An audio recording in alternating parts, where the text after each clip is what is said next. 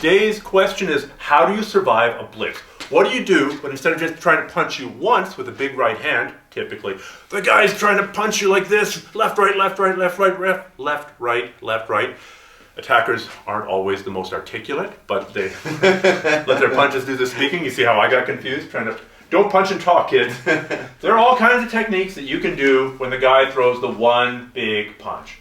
In a street fight, 9 times out of 10, that's going to be the big right hand, right? That's his money maker.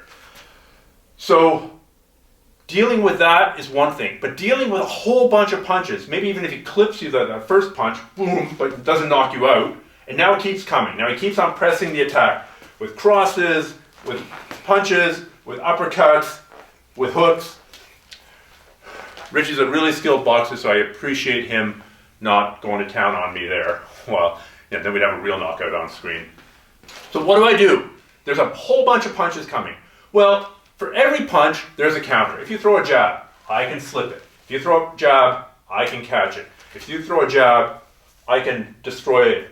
If you throw a jab, I can go on the inside maybe, although that's a little bit more risky. If you throw a jab, I can duck. However, unless you're a professional boxer or an Anderson Silva level guy who can just stand here like matrix his way out of punches, if you're that good, then you're not watching this video. So, yeah, you're going to be out making money, dodging punches like Neo in the Matrix. So you don't want to rely on blocking the individual techniques. You want to maybe block 1, 2, and then you want to take action. Basically, conceptually, you either want to get really close or really the hell far away from him. For close, you're going to crash. Typically, you're going to end up in an over-under position, but there are lots of other ways that you could end up. Over-under, yeah, it's a mutual position. We're in the same position. I've got an overhook, Richie's got an overhook. I've got an underhook, Richie's got an underhook. I can knee him in the balls, he can knee me in the balls. But you know what? 50-50 is way better than here with him teeing off on me, which is 99-1, right? It is 99% of the advantage. So if you close the distance, regardless of whether it's an over-under clinch, whether it's a tie clinch where you're grabbing the head, girls always close the distance by grabbing hair, grabbing clothing. In a colder climate, in a rainy climate, there's always going to be clothing involved. So closing the distance and trying to control at a closer range is one good answer to that initial blitz of punches. The other is to move the hell away. As he hits me and I move away, I move away. Now notice I'm moving in a straight line. I can do that if I've got an infinitely large space. If I've got a football field, if I'm on a playground, if I'm on a street, especially if I know that helps that way, I'm going to keep my eyes on him, but I'm going to keep on backing up ad infinitum. However, if we do that in a real life situation, in most real life situations, there's usually cars, there's fire hydrants, there's walls. If I just back up in a straight line, oh, now I'm in trouble.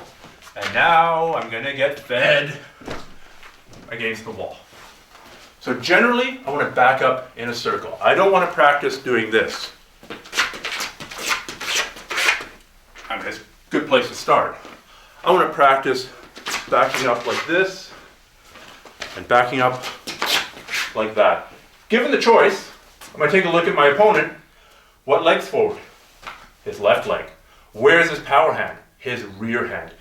Almost everybody puts their rear hand, their power hand here, because they're waiting for the big bloody haymaker. So if I circle towards you guys, here, he can still clip me. Given the choice, I'm going to circle away from his power hand. It means he's got like a tank. First he's got to move, and then he throws. Then he's got to move, and then he throws. Whereas if I circle towards the power hand, he doesn't need to move, he just needs to make his punch a little bit more looping. Or most guys throw like this anyway, so there's that big looping thing. Basically, if I move anywhere in this quadrant here, I'm getting clipped. Doesn't matter if he clips me here with throw that big looping club. Boom, I get clipped. Boom, I get clipped. The only place I don't get clipped with that is if I circle away from the power hand. So, 2 simple answers. Close the distance, make distance. Do not stay here in the pocket unless you're Anderson Silva. Are you Anderson Silva? Are you Neo? No.